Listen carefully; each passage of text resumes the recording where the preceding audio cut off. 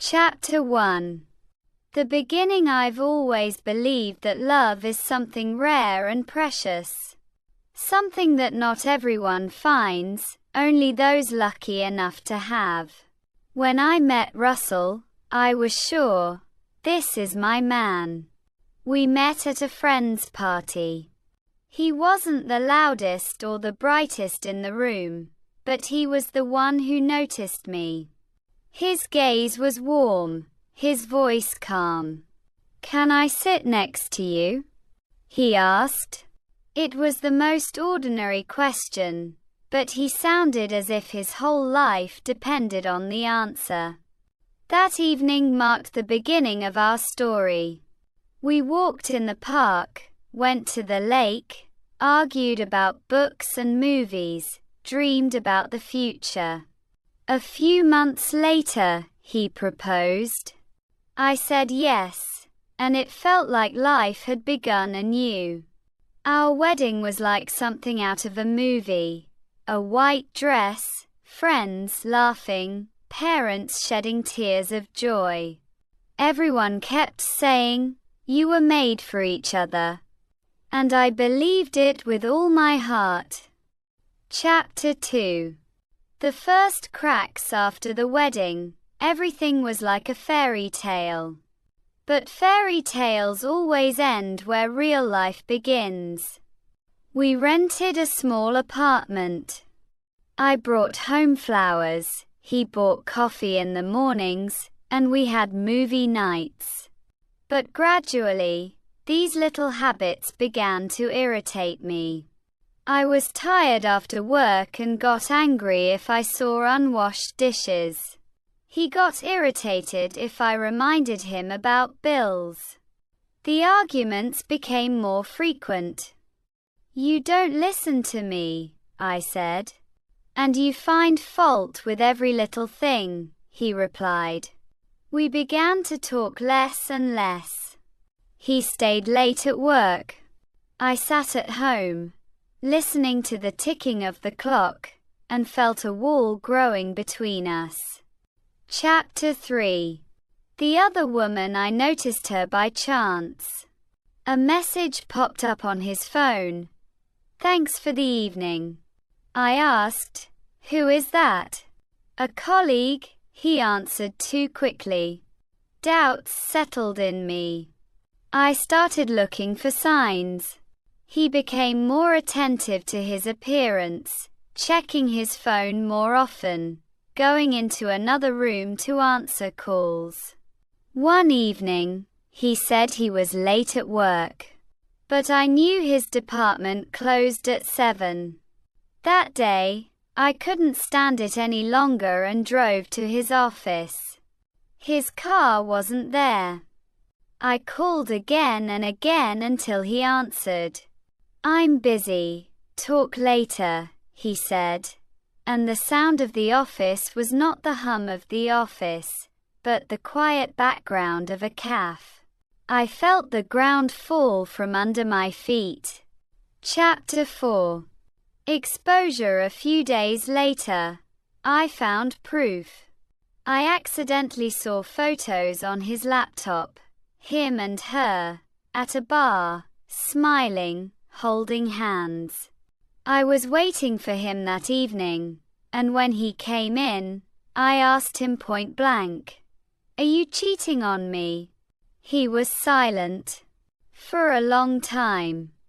And that silence was worse than any answer. "Yes," he finally said. "But it means nothing."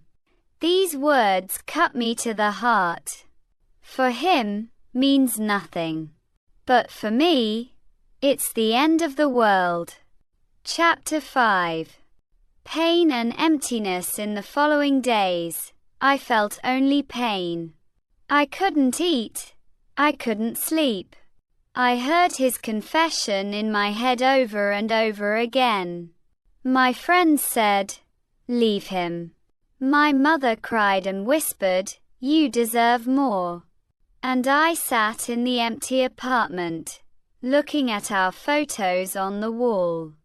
Everything seemed a lie. I thought, Why? Was I a bad wife? Didn't I try? And in those thoughts lay a dangerous pit, guilt. I blamed myself, even though he had cheated on me. Chapter 6. Trying to understand. A week later, he came to see me. He stood in the doorway, his face crumpled, his eyes filled with guilt. "I'm done," he said.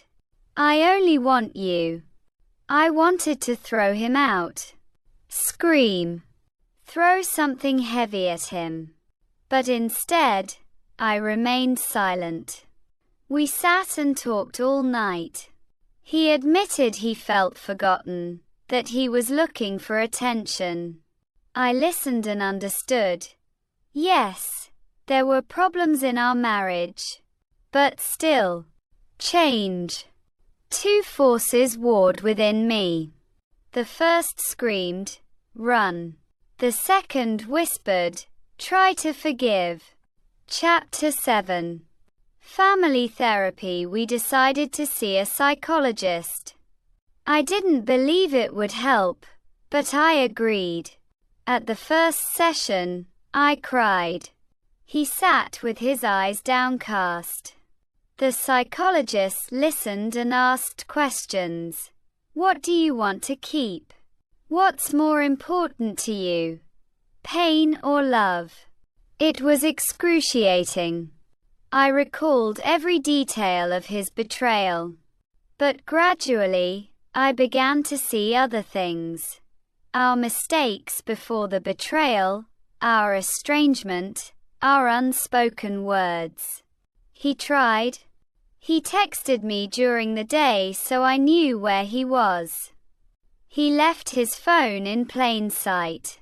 He spoke honestly, even about things that were hard to hear.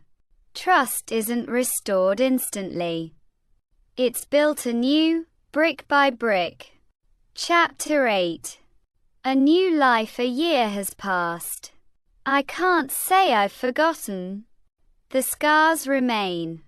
Sometimes, when he lingers, anxiety still stirs within.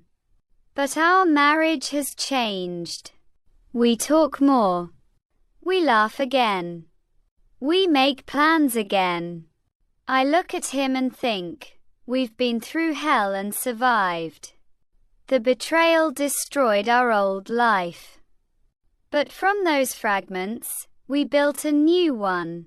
More honest, more mature. I don't idealize him, and I don't idealize myself. We've both made mistakes.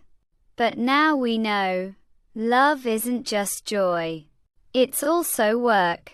And if you ask me, was it worth forgiving? I'll answer, yes. Because our marriage survived infidelity.